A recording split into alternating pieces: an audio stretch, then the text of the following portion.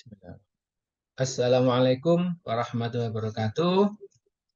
Kali ini kita lanjutkan masih terkait dengan biaya keluar, yaitu berapa tarif ya, tarif dan tarif biaya keluar ya. Berapa tarif biaya keluar untuk masing-masing komoditi yang dikenakan biaya keluar. Kalau kita lihat tadi ada beberapa jenis barang yang dikenakan biaya keluar. Sekarang kita lihat apakah masing-masing tarif biaya keluar itu sama atau tidak. Apakah menggunakan tarif yang sama atau berbeda.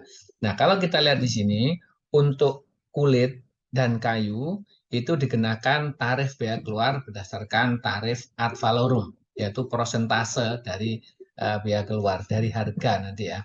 Kemudian untuk biji kakao itu berdasarkan harga referensi.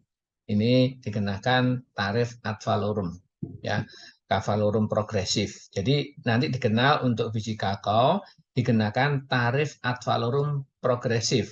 Artinya semakin tinggi harga referensi yang digunakan sebagai dasar untuk perhitungan tarif biaya keluarnya, maka makin tinggi tarif biaya keluar.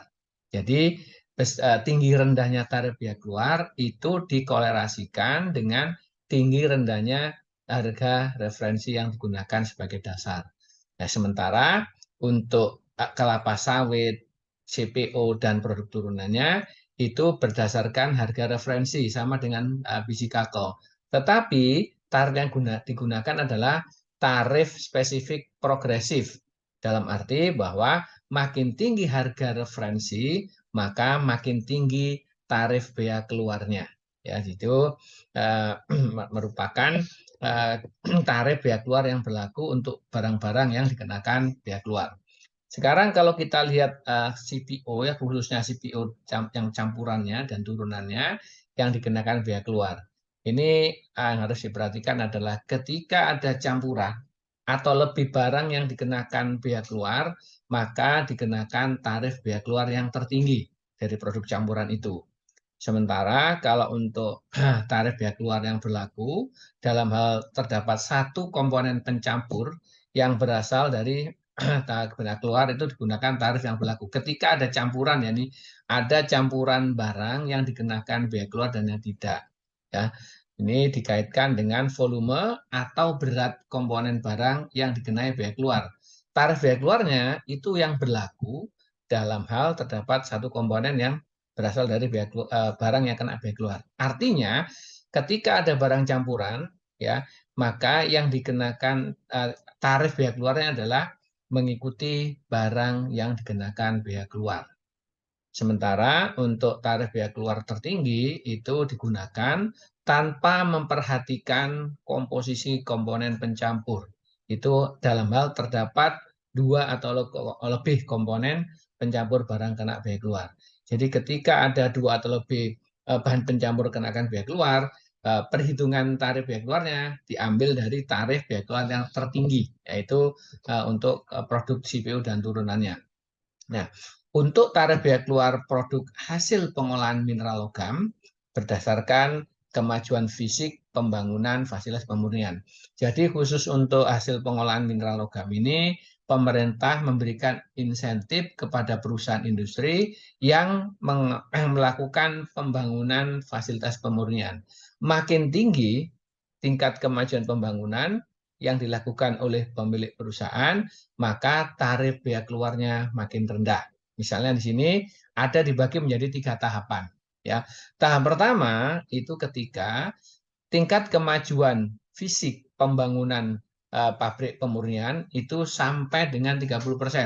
Jadi kalau ada proses pembangunan fasilitas pemurnian sampai dengan 30%, maka dikenakan tarif bea keluar sebesar 5% apabila perusahaan yang bersangkutan melakukan ekspor hasil pengolahan mineral logam. Sementara untuk yang tahap kedua, yaitu merupakan kategori tingkat kemajuan fisik pembangunan fasilitas pemurnian lebih dari 30 sampai 50%. Nah, ini diberikan tarif biaya keluar yang rendah, yaitu 2,5% apabila perusahaan melakukan kegiatan ekspor hasil pengolahan mineral logam. Sementara di tahap ketiga itu adalah ketika tingkat kemajuan fisik pembangunan fasilitas pemurnian itu lebih dari 50%.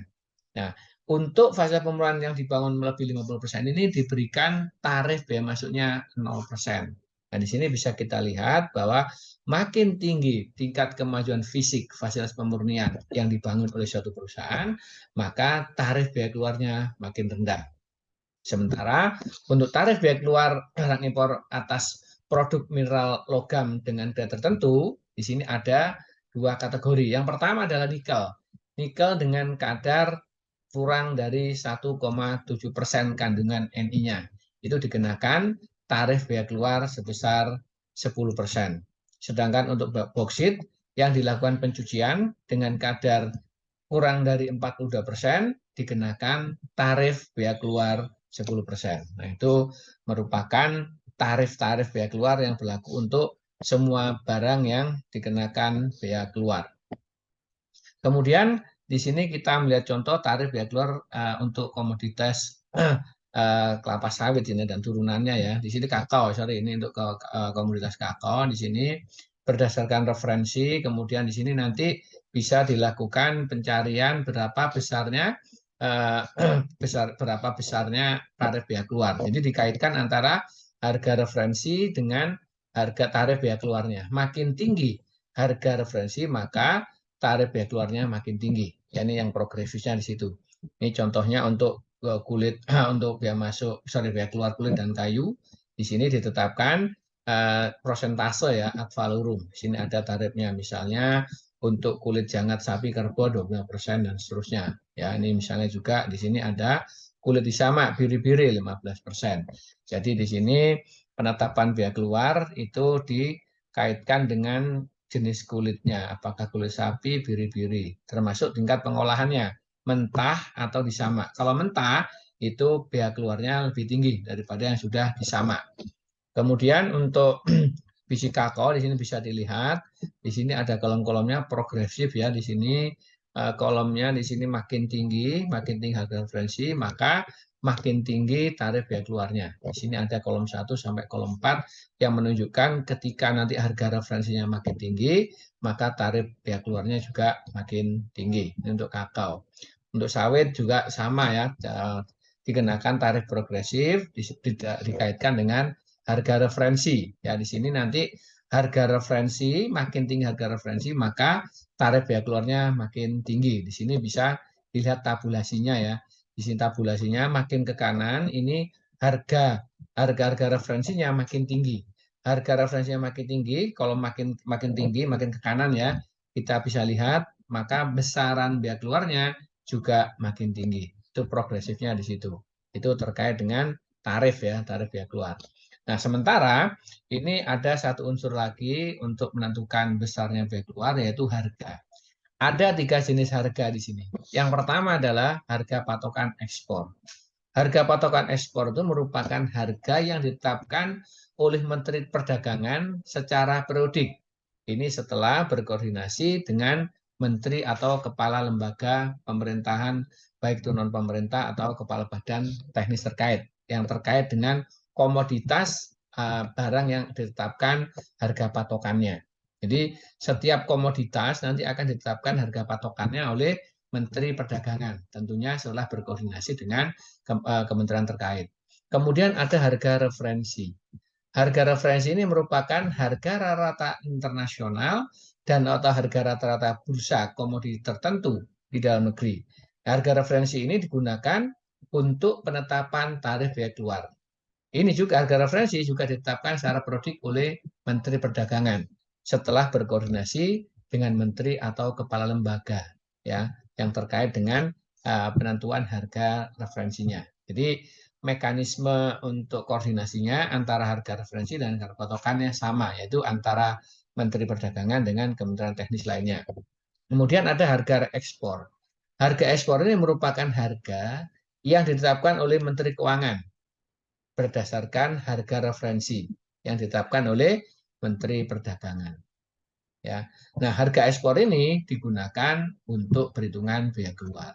Jadi dari ketiga macam harga ini yang berkaitan dengan perhitungan biaya keluar adalah harga ekspor. Ya, ini harga ekspor nanti merupakan dasar yang digunakan untuk menghitung berapa besarnya biaya keluar atas barang yang diekspor.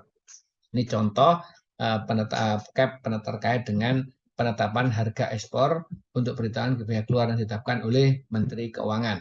Nah, Menteri Keuangan menetapkan ini berdasarkan harga referensi yang ditetapkan oleh Kementerian Perdagangan. Ini contohnya, misalnya di sini ada kayu venir dari hutan alam 800 US dollar per meter kubik. Sementara kalau ada hutan tanaman lebih rendah 400 US dollar per meter kubik. Jadi di sini hasil hutan yang dari alam dihargai harga ekspornya lebih tinggi dibanding dari budidaya ya. Ini misalnya juga kulit ada harga ekspornya ya ditentukan. Kalau untuk kulit sapi kerbau per kilo, sementara untuk biri-biri dihitung per lembar. Ya, sementara kalau untuk pickle, ya ini ditetapkan per square feet. Itu adalah contoh-contoh harga ekspor. Ya, dan demikian juga dengan biji kakao. Di sini biji kakao juga ditetapkan harga ekspornya. Harga ekspor ditetapkan di sini contohnya untuk biji kakao itu harga ekspornya adalah 2085 US dollar. Ya, itu per metrik ton. Ya, hitungannya per metrik ton. Sementara di sini ada harga ekspor hasil pengolahan, di sini juga ditetapkan. Ya, ditetapkan di sini berdasarkan konsentrat tembaga dan kandungan emasnya di sini ya. Ini menentukan dia ada di posisi yang mana sehingga nanti bisa ditetapkan berapa harga ekspornya. Misalnya di sini ada konsentrat tembaga kadarnya 16% dan kadar AU-nya misalnya di sini kadar AU-nya di sini kurang dari 10 ya. Misalnya di sini kadarnya 6. Maka di sini harga ekspornya adalah 1076,60 US dollar ya.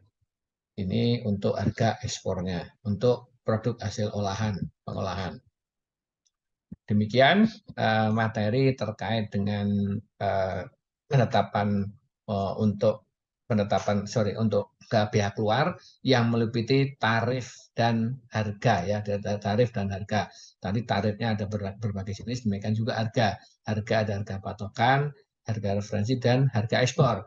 Yang digunakan sebagai dasar perhitungan biaya keluar nanti adalah harga ekspor. Terima kasih, semoga bermanfaat.